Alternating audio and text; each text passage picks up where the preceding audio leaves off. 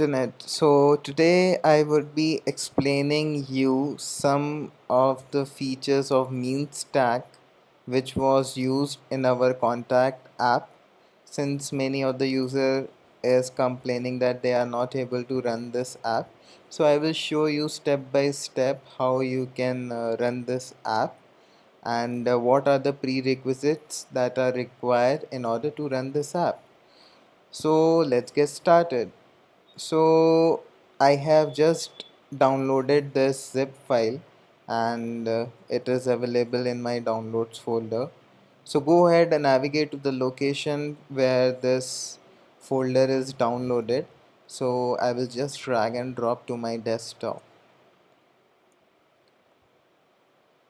As you can see here, there are many files and folders uh, that are seen here.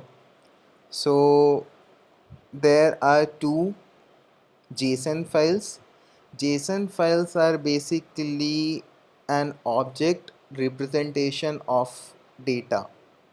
So these basically is a file structure database, so where we are storing the data. So data is stored in a JavaScript object format, where you would have object, since object is having a lot of properties. So these files within a single entry is having a lot of properties that you can use, and you can store the data inside a file. Server.js is responsible for executing the request to make an API call, or to make a request to the server and to fetch the live data from these files. So as you can see here, we have api.js file, which I will show you. Actually, I am using Node.js application. So Node.js, we are requiring some modules. So this bond is an file database system in Node.js module. This can be specifically used in Node.js. You cannot use it in any another language. So here we are defining routing. So when the user is hitting some kind of a URL, so it instructs to which request it has to go, and it has to process the data. So this one is basically having a query string, and based on the URL that is being requested, so user is able to see the data. Package.json is a file where it stores the configuration file, such as what all the packages required in order to run this contact app. So since we are using API feature, or since we want to execute some request on the server side, so there must be one server running locally on your PC. So this is what Node.js is responsible for this app. So as you can see in package.json file, you have some terms and agreements. So what is the name of your app, which is the version, what are the dependencies that are required in order to run this API. So Express is important one. Express is the framework which is used in Node.js in order to run the web application. Body parser is also a extension to Node.js, where it resolves the query string and gets the value out of it. Bone, as mentioned, is a database, file-based database. And express session, as the name suggests, it just used to store the session values.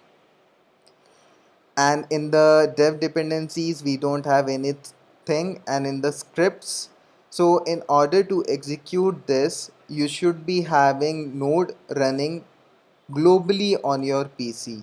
What I mean is, basically, if I open my terminal, And if I type Node, let's see what is the version of Node we are using.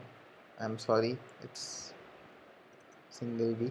So if you are able to see this version number, then it means that you have installed the node globally on your PC. If you are not able to see the version and some another error is coming, then you have to go into node.js, type in Google, go into the first link,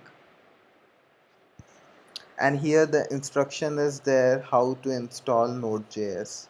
In Windows, if you directly running this node.js, then it's just simple click of next button, and it will automatically install in your global environment variables. Having said that, so since this package.json is actually responsible for installing the dependencies on your project, so it is not, so when you are making this application to the production site, so these particular folders are not exported to the production. So only package.json file is exported in the production, and through command terminal you have to type npm install. Now when you install node,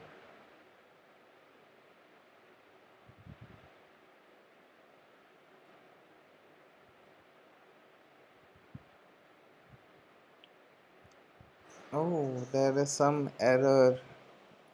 Oh, maybe, oh, sorry. This error is because we have to navigate into this particular folder because package.json file is available in this folder. So I will navigate to this particular folder, and if I see, then here I could see that it's a package.json file. So now I will try the same command npm install. So it will read your package.json file, and whatever dependencies are there, it will go and it will fetch it from server and would install it in your application. So as you can see here, earlier the node modules folder was not there, so now the node modules folder is basically available, and you can see here all those which we are requiring in our server.js file, which is the main file responsible for executing the node.js application, requiring express, right? So these are dependencies is being installed in the node modules. Now if I just, oh, by the way, when once you install node, npm is a dependency package manager that is responsible to fetch the dependencies of this project from another server.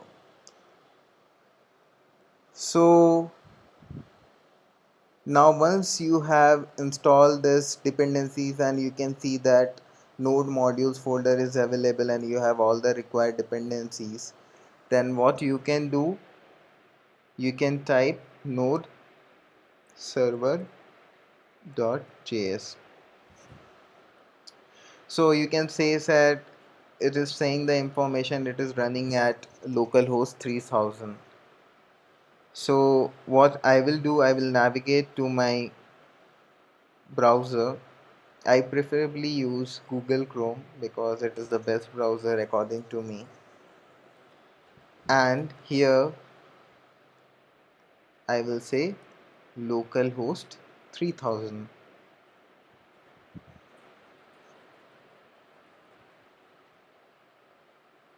Just wait. Oh my god, here we go. We have such a nice app which is responsive. So that's it. Meaning, this is how you can make this app running. So once you are running this app, I don't remember my credentials, so let me try.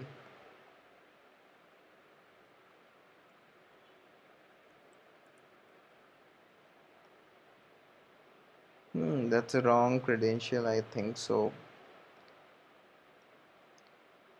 So if you, I would not say that you would mess with this file, since I know this file, how this file is being created and other stuff technically.